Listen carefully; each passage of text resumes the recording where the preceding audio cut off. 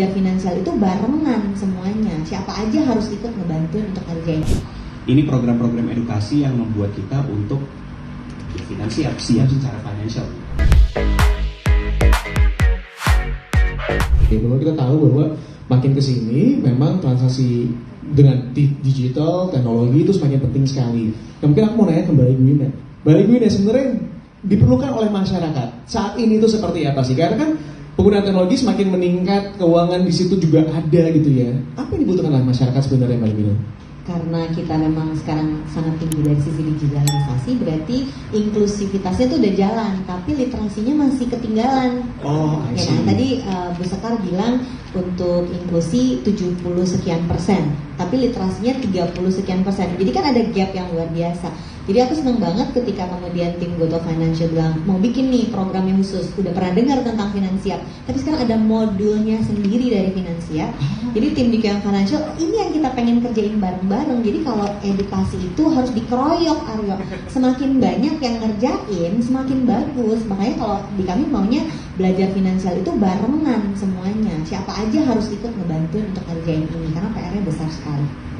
Sebagai dirimu juga sudah cukup lama begitu ya, mencoba untuk menginformasikan, mengedukasi masyarakat. Waktu aku mulai 20 tahun yang lalu untuk melakukan edukasi finansial, tipsnya itu diantaranya adalah kalau mau ke ATM tuh jangan sehari 3 kali, seminggu sekali aja cukup.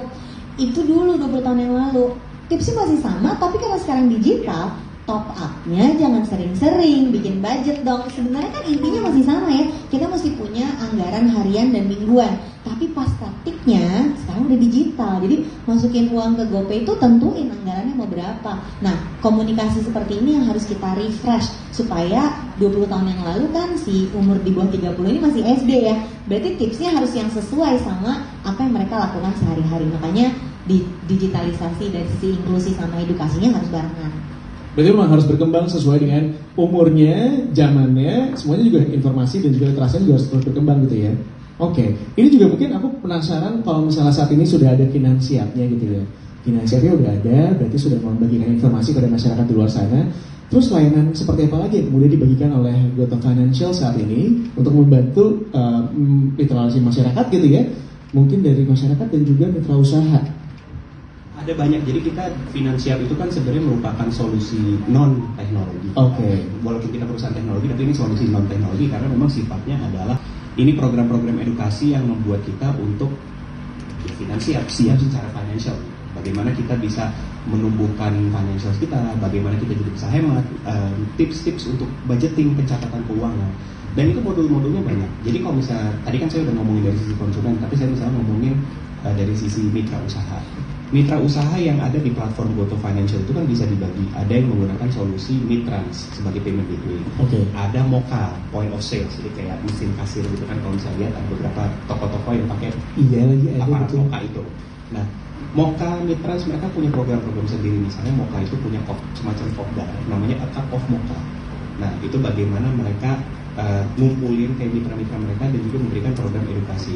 Merchant-merchant yang memang banyak yang UMKM, ini loh cara kalian melakukan pencatatan keuangan, stock of none dan lain sebagainya. Kemudian kita juga ada GoBiz. GoBiz itu platform aplikasi yang dipakai oleh merchant.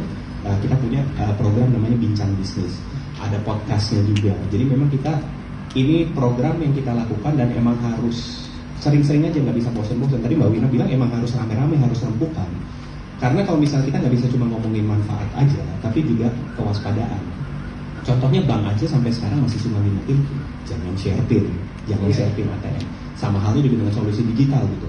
Kalau ada orang telepon, baik konsumen maupun merchant bilang selamat, Anda dapat undian 50 juta rupiah, tapi untuk klaim tolong transfer ke kami 1 juta rupiah.